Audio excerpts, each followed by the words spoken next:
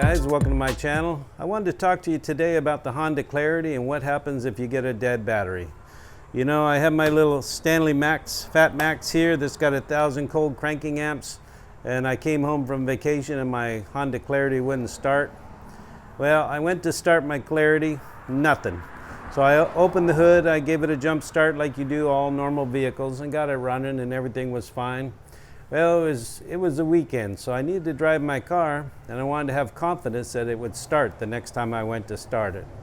So, no problem. I put my jump box in the back of the car and I thought, you know, this won't be a problem. If I need to jump it, I can get it jumped because it runs on the high voltage battery as soon as you get it jumped anyway. And the high voltage battery that starts the car. Well, anyway, I didn't think about the scenario if the battery goes dead. Take your mechanical key out of the end of your key fob, take it over to your car, and make sure that it will lock and unlock your car. Because what I ran into was it wouldn't work on my car. The cut on one of the keys was just a little bit off. So guys, if the battery goes dead and your car is locked, you can't get in the car without the key. Well, when I purchased the car, I got two keys. I tried one key and it worked okay, and I looked at the cut and both the keys were cut the same, so I figured that was no problem. So anyway, the battery was dead, the car was locked, and I'm trying to get in the trunk, and you can't get in the trunk because it's electric.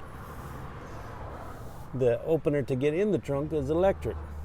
So there's no latches to get in the trunk. So when you come around here and you push the button, open the trunk, you can open your seats. But you can't get in the vehicle without the latch being open. So without the latch opening. So what I found was over here, it's a little hard to see. Right there behind the headrest is a lock. So you can use your key to unlock it right there. So when you unlock it, then you can get in the trunk. But you can't get in the trunk if you don't have a key that works. And it turns out that my second key didn't work. The cut was wrong. It was almost the right cut, but not quite. Honda, I took it in the dealer, they put a battery in the car, and they also fixed my key so that it would unlock. Just so happened I was at home, which was a good thing. All I had to do was go in the house and get my wife's key and unlock the car.